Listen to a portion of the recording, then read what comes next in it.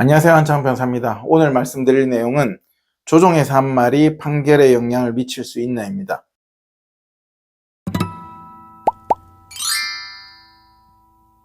이론과 실무를 제가 나눠서 말씀드릴 건데요. 이론은 이제 법률을 보면 되고요. 실무는 제가 따로 말씀드릴게요. 그럼 자, 먼저 이론부터 보면 민사조정법 한번 보시면요. 민사조정법은 제23조에서 진술의 원용 제한돼 있죠. 그래가지고 조정 절차에서의 의견과 진술은 민사소송에서 원용하지 못한다 돼 있죠. 즉 민사소송에서는 이론적으로는 조정장에서 내가 사실은 쟤를 때렸어. A가 맞았다고 B한테 손해배상 청구를 했는데 사실 얘는 증거가 하나도 없었어. 조정을 걸었는데 네가 나한테 위자료 내놔라. 근데 B가 조정장에서 이론적인 이야기입니다. 조정장에서 사실은 내가 A를 때렸다 이래 말을 했어. 그러면 판사가 그 말을 주워 담아가지고 조정조서에 써가지고 B가 자백을 했다. 그래서 그 말을 근거로 A한테 유리한 판단을 할 수 있는가는 민사조정법에서는 안 된다라고 돼 있죠. 민사조정에서 합의의 장이기 때문에 합의하려고 서로 이런 말 저런 말 할 수도 있지, 그 말을 딱 주워 담아가지고 판단의 근거로 삼을 수는 없다. 조정이 성립되면 모르겠지만 조정이 결렬돼가지고 소송을 왔을 때 소송 과정에서 원용할 수는 없다는 거예요. 가사소송을 보시면은, 그런데 가사소송법도 대부분 민사조정법을 준용합니다. 가사소송법 제49조를 보시면 가사조정에 관하여 이 법에 특별한 규정이 있는 경우를 제외하고는 민사조정법을 준용한다 돼 있죠. 근데 문제는 그 뒤에 다만 민사조정법 18조 및 23조는 준용하지 아니한다. 아까 민사조정법에서 23조가 진술의 원용 제한이란 말이에요. 근데 그것을 가사소송법에서는 준용하지 않기 때문에 가사소송에서는 똑같이, 가사소송은 뭐예요? A와 A-가 부부겠죠.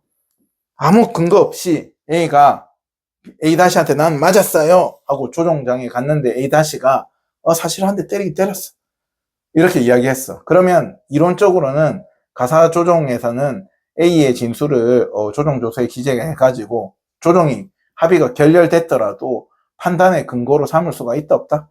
있다는 거죠. 이론적으로는. 자, 근데 실무는 이제 제가 실무를 말씀드리면, 실무는 민사소송이든 가사소송이든 실무에서는 제가 이렇게 나눠서 말씀드릴게요.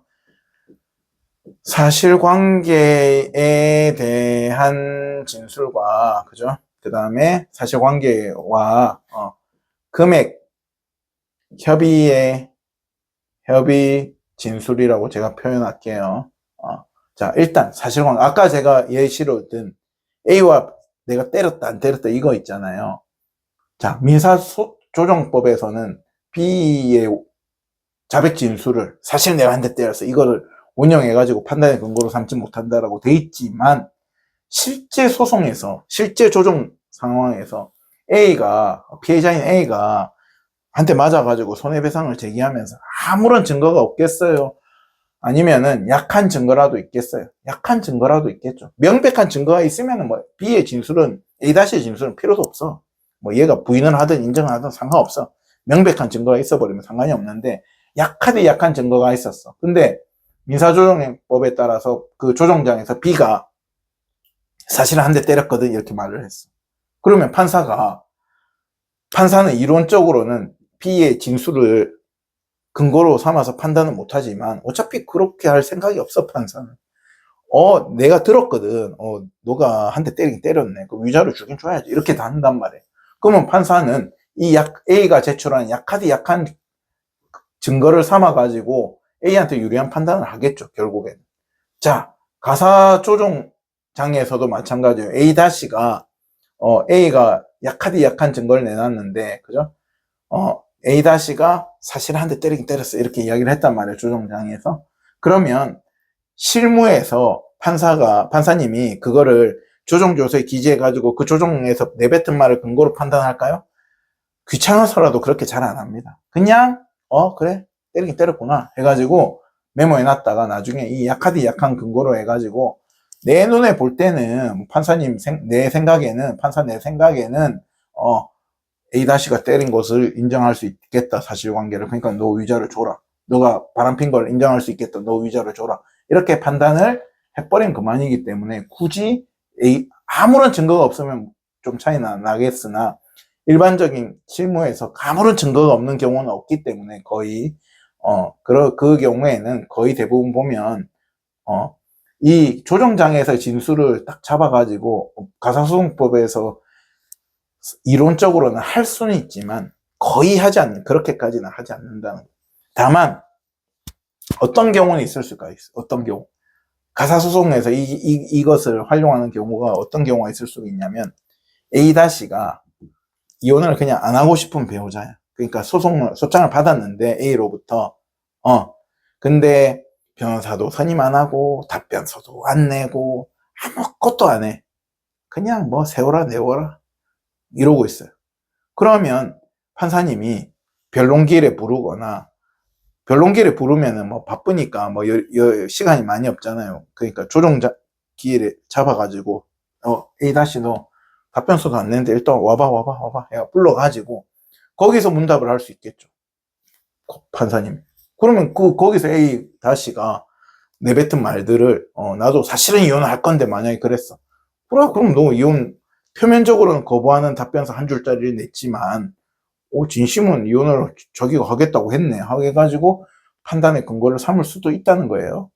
그렇기 때문에 그 경우 외에는 우리가 일반적으로 생각하는 지금 서로 대립하고 있고 서로 막 뭐 재산분할 청구하고 있고 서로 위자료 청구하고 있고 이런 단계에서는 이 지금 민사조정법, 가사조정법이 크게 영향을 안 미치는 게 뭐냐면 똑같다는 거예요. 똑같다. 그게 뭐냐면 서로가 대립하고 있잖아요. 그럼 아직 서로가 이제 도장을 합의 조정장에 가지고 이걸로 조정하고 끝내겠다고 합의하는 도장을 찍으면은 A, B가 이제 서로 대립하는 관계가 종결되는 거지만 그 직전까지는 그죠? 우리가 긴장감을 놓으면 안 된다는 거죠. 어떤 경우에도 뭐 민사조정법이 적용이 되든 가사소송법이 적용이 되든 간에 그래서 사실관계에 대해서 진술을 할 때는 가사조정장에서 내가 때렸다, 안 때렸다, 바람을 피웠다, 안 피웠다 이런 걸 이야기할 때는 굳이 첫 번째 그런 이야기를 사실관계에 대해서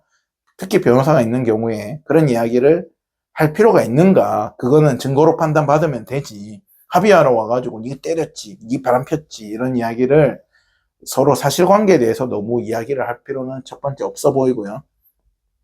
가사하더라도 사실관계에 대해서 이야기, 내가 바람을 폈네 안 폈네 뭐 핀 건 맞는데 어쩌네 저쩌네 하는 내용들은 우리가 소송 과정에서 주장하는 내용들과 좀 맞게끔 이야기를 해야 되지 괜히 나한테 불리한 이야기의 사실관계에 대해서 문답을 잘못해버리면 특히 가사소송에서는 내 발목을 이론적으로는 잡을 수도 있다는 겁니다. 그리고 다만 근데 제가 큰 의미가 없다는 게 뭐냐면 어차피 민사든 가사든 조정장에 가면 합의를 보려는 거잖아요. 그러면 보통 조정에 잡혀 있는 경우가 양육권 문제를 빼고는요, 양육권 때문에 조정하는 경우를 빼고는 다 돈 문제거든, 사실. 돈 문제란 말이에요. 돈 문제이기 때문에 양육권 문제도 마찬가지예요. 서로 양육권을 키우겠다 내지는 서로 안 키우겠다고 이야기하더라도 거기서 사실관계에 대해서 별로 그 싸움을 하는, 부부 싸움을 하는 게 아니기 때문에 그때 너가 애를 봤어 안 봤어 이런 이야기를 하는 게 아니거든. 그냥 조정장에 오면은 그래도 뭐 애 엄마가 키우는 게 안 낫겠어요? 애 아빠가 지금 데리고 있으니까 키우는 게 안 낫겠어요? 뭐 좀 양보할 뜻은 없어요? 이런 거를 조율하지 조정장에서. 그죠? 그게 뭐 상대방이 주장한 사실관계가 맞냐 아니냐 이런 걸로 변론하듯이 이렇게 하는 과정은 별로 아니기 때문에 이게 변호사가 없으면은 변호사가 없는 경우에는 좀 이렇게 공격이 들어올 수 있습니다. 아시겠죠? 하지만 변호사 있는 경우에 그 문답을 하기 시작하면 한쪽은 어차피 소송 과정에서 부인하고 있기 때문에 개인이 말싸움밖에 안 돼요. 그럼 더 합의가 안 된단 말이에요. 그렇기 때문에 조정장에 오면 대부분 극렬하게 사실관계를 다투는 건 알겠는데 누구는 바람 폈다고 하고 누구는 안 폈다고 하고 이건 알겠는데 그냥 위자료 뭐 전반적인 거 해갖고 위자료 명목으로 한 돈 1,000만 원 주고 재산분할로도 이 금액으로 뭐 몇 억에 이렇게 해가지고 좀 정리될 금액적인 이 사실관계 문제가 아니고 금액적인 논의를 충분히 할 수 있거든요. 금액적인 논의를 하는 것은 내가 예를 들어서 뭐 재산분할로 10억을 청구하고 있는데 내 그 조정장에서 내가 재산분할 청구권을 일부를 내가 포기하겠습니다. 따라서 5억만 주십시오. 이런 말을 하는 게 아니고 그냥 나는 10억을 받아야 된다고 생각하지만 너가 한 6억 주면 너가 한 7억 주면 내가 조금 생각해 볼게. 내지는 합의 뭐 그 정도 합의라면 조정이라면 내가 좀 고려해 볼 여지 있다. 이렇게 이야기할 수는 있거든. 그죠?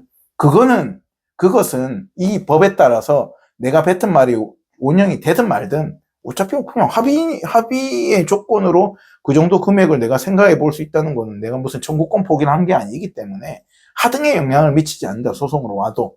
따라서 결론은 가사든 민사든 간에 사실관계에 대해서 조정장에서 이야기할 때는 민사조정은 준용이 되지 않는다고 해가지고 방심해갖고 막 이야기할 것도 아니고, 그죠? 아직 결론이 난 것도 아니기 때문에 똑같이 사실관계에 대한 문답은 내가 조금 내 불리한 이야기는 안 하도록 주의를 하시는 게 좋을 것 같고, 금액적인 문제라든지 내지는 기타 합의할 사항에 대해서 그 조건에 대해서 서로 조율을 하시는 것이 가장 좋고, 그 서로 이견이 너무 크면 그러면 이제 소송으로 넘어와가지고 그냥 판단을 받으시는 것이 좋겠습니다. 오늘은 조정에서 한 말이 판결에 반영이 될 수 있는가에 대해서 말씀드렸습니다. 감사합니다.